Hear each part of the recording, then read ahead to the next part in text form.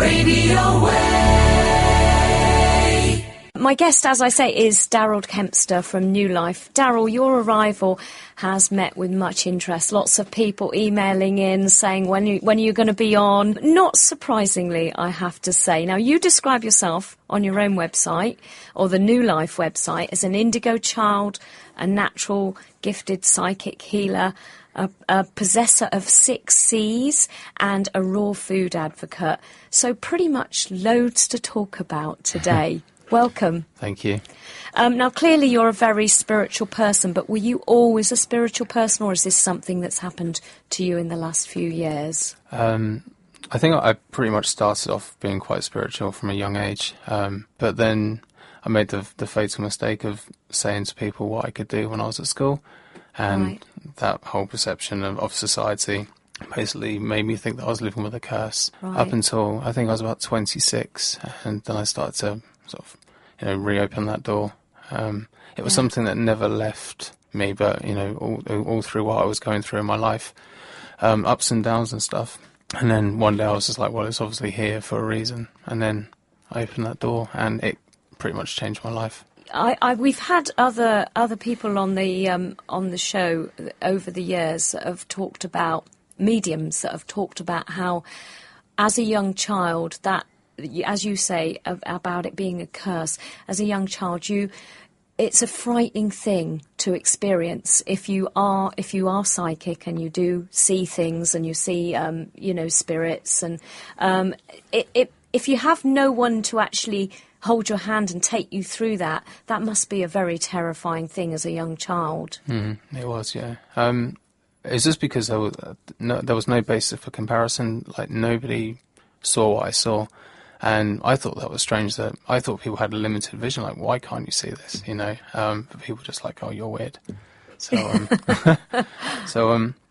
I literally just stopped it and shut it up, and didn't really sort of go there again. Despite being spoken to constantly, saying, "Oh, do this, do that," I was like, "Leave me alone." Oh, really? You had these voices telling you what to do? Yeah. Gosh, very, very, very scary.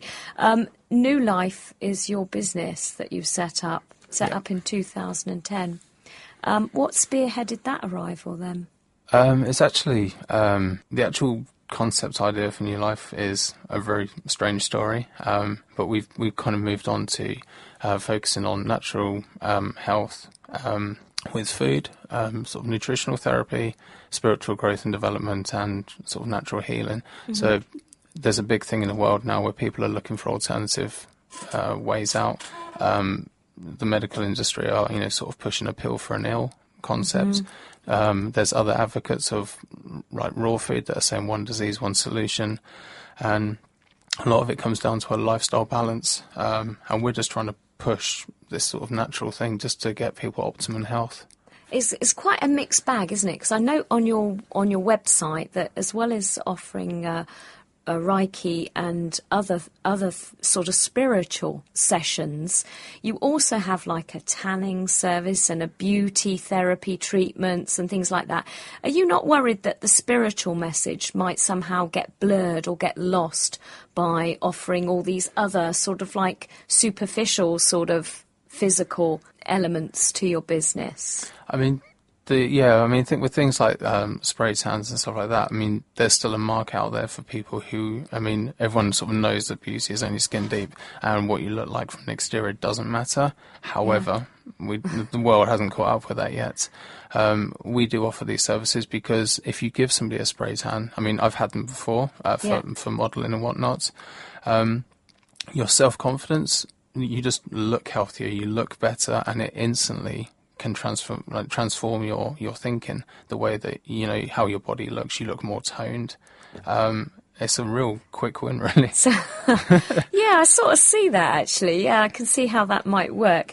Okay, so let's move on then to indigo children. What is an indigo child, and at what point did you realise that you were one of these children? I've actually recently only found out that I'm an indigo child. At the same time, finding out my daughter is a crystal child.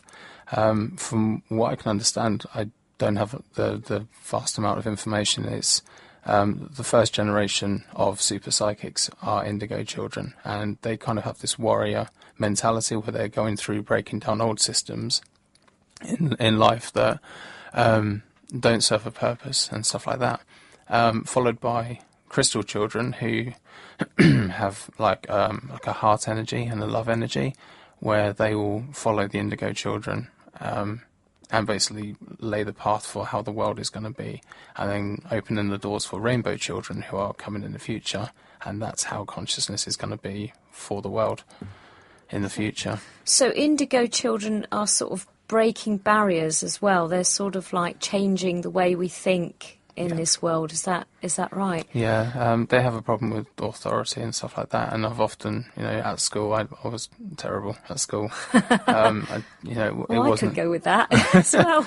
So it was just a thing that, I just had an issue with authority and being sort of regimented in what I had to do. I wanted to be free within myself. So are there any influential people that are indigo children that have actually come out and said, yeah, I'm an indigo child? Do you know of any? Or at the moment, no, I don't. It's only something I've recently really been looking into. It's just when somebody labelled me with, oh, you are an indigo child, I was like, okay. And I started to read the characteristics of an indigo child, and I was like, oh, yeah, wow, I am.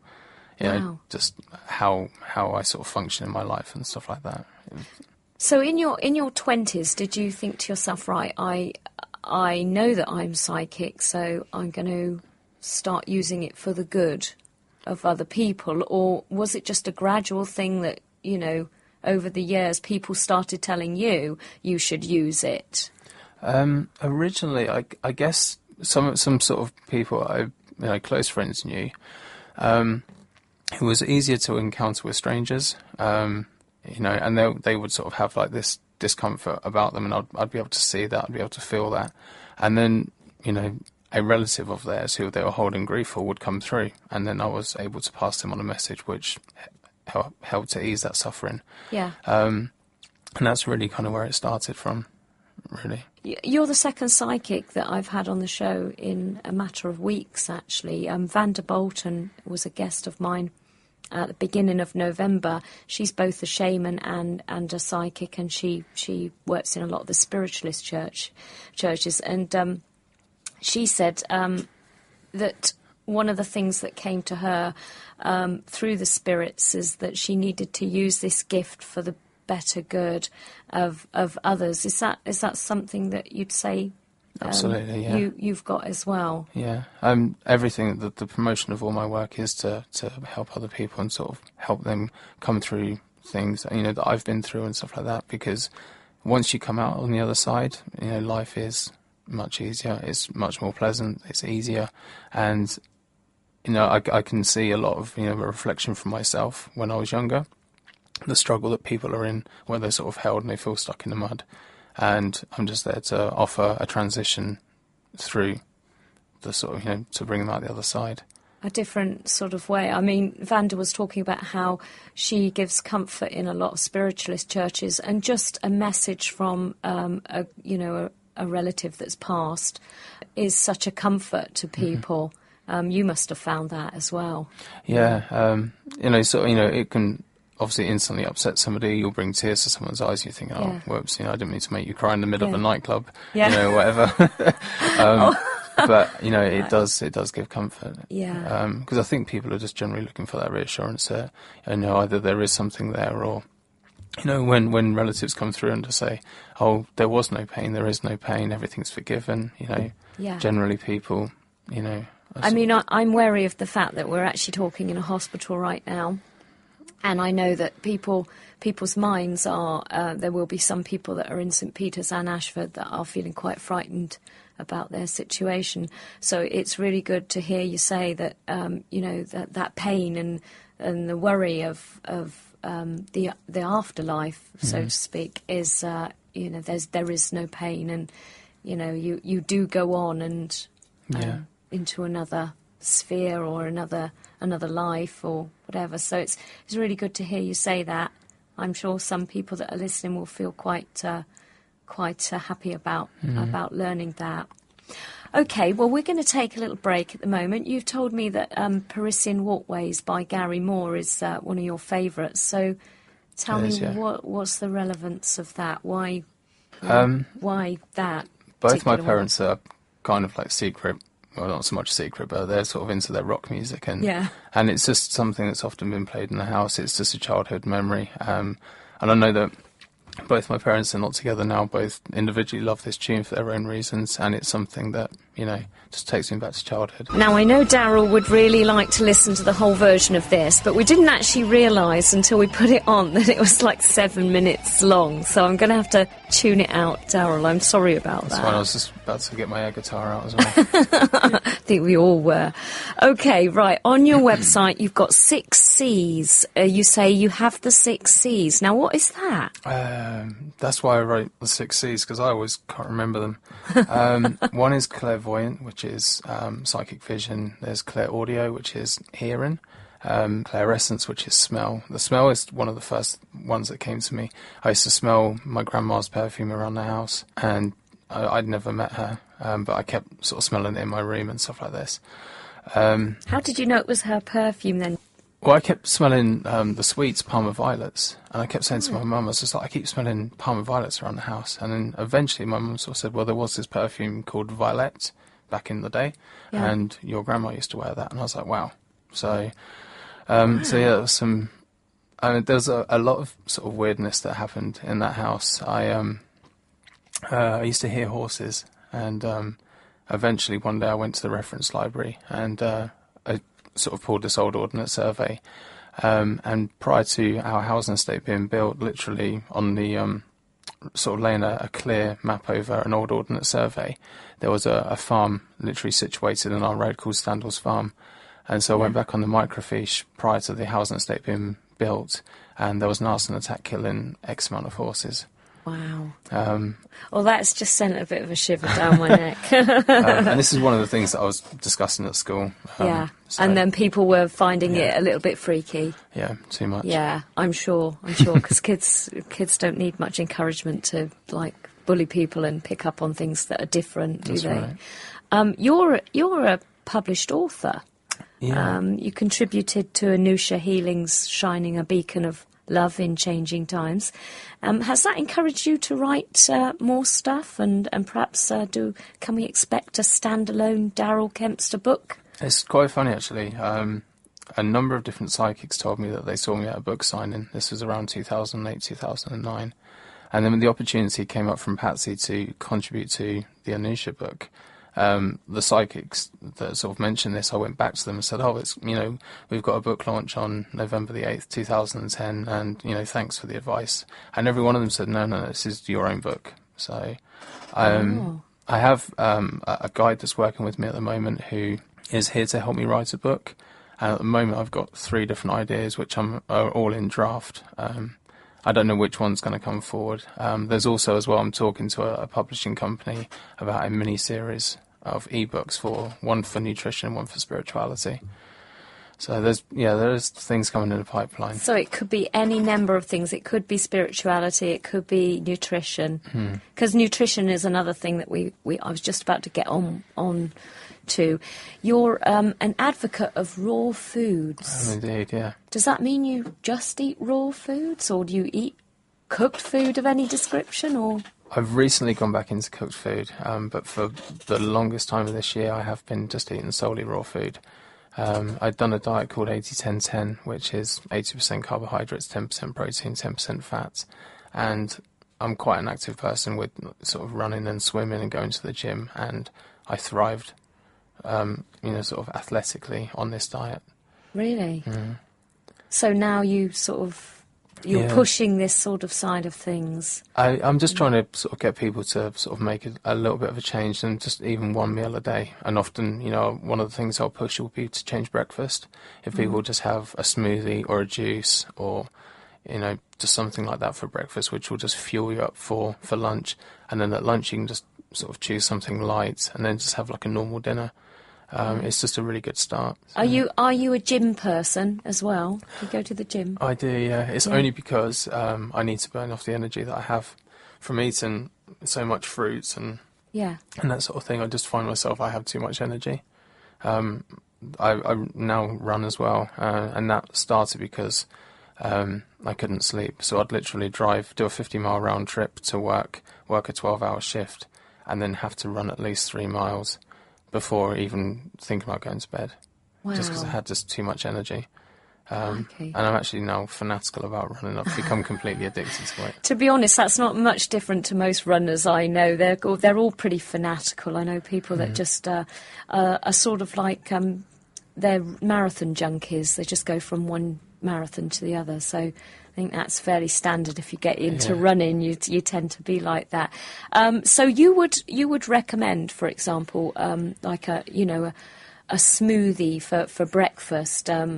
As opposed to a big fry-up, of course, that, you know, and, and it's about keeping it light, is it? Not sort of overloading your system with lots of food. Yeah, that's very much it. I mean, there's some extreme things that I've done, just trying things out, and people kind of look at me weird, like I've done a 15-day banana fast, where I ate 30 bananas a day. Really? Yeah, and one of my big things now for breakfast is still having 5 to 10 bananas as a smoothie. Yeah. I try and do that every day. Do you physically feel like you know, if you miss a day when you don't do that, do you feel it? Do you notice it if you don't have? I do now, yeah. By about day 2, for example, if I don't have a juice, my body's generally clucking for nutrients, because I make quite a deep concentrated vegetable juice, and I try and have a litre of that a day. Obviously, you know, sort of trying to fit in with life and everything, sometimes I always can't.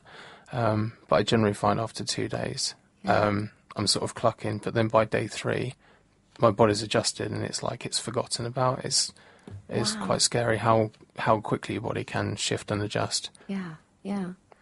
Exciting times lie ahead for you, because you've been looking at a possible TV programme, haven't you? That's right. I had a concept idea for a TV show in 2010, and one of my actor friends, a guy called Brendan Carr, he helped me co-write the show and sort of transpose it for TV, because he's a producer and director.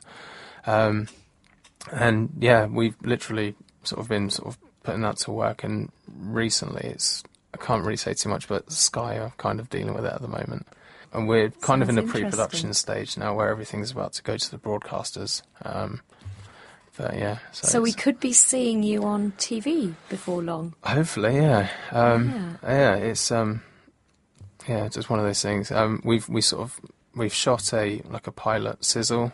We've done that with Sky the other week, and I'm happy now knowing that I've done absolutely everything physically possible that I could. I conveyed as much emotion to the camera as I could, and it's in the hands of the gods, as they say.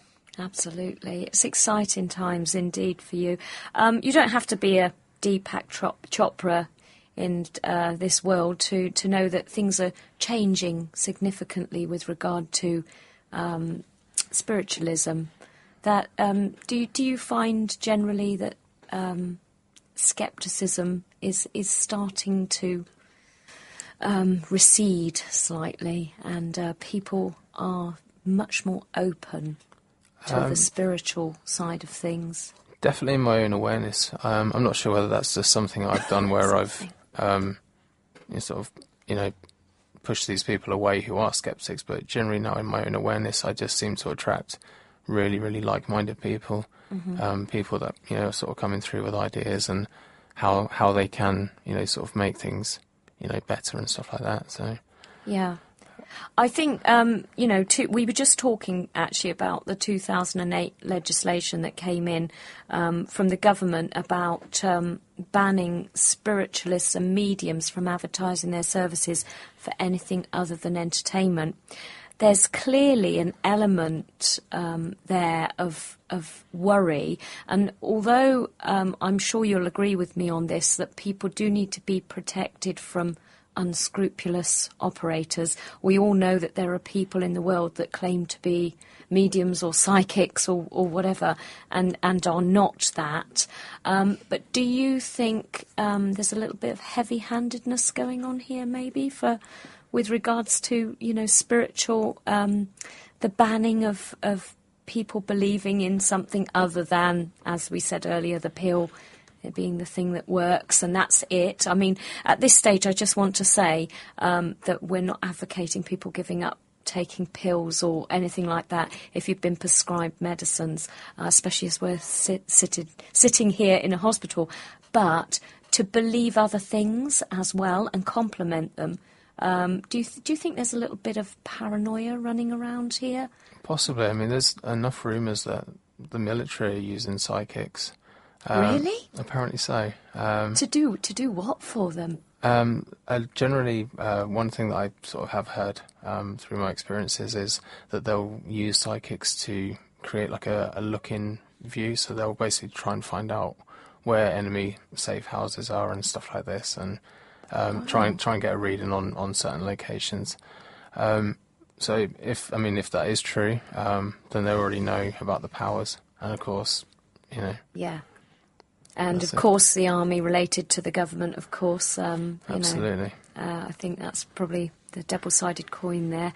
Okay, so if people wish to experience some of your healing services at Nulife, you have what you call a donation day, don't you? We do, yes. Just briefly explain what that is.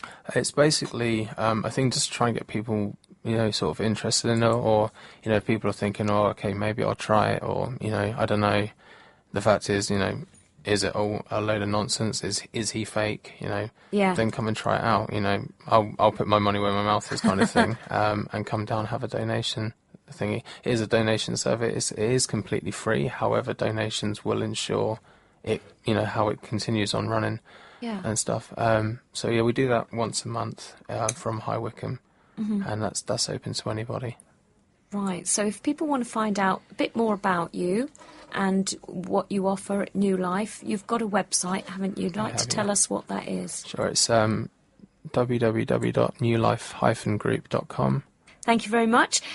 We took ages to get this meeting together, so I'm very glad you managed to come in finally. Good luck with the television appearance and a well show, and keep us informed so that we can tell our listeners about listening in. Okay, thank you. All right. Radio Wey.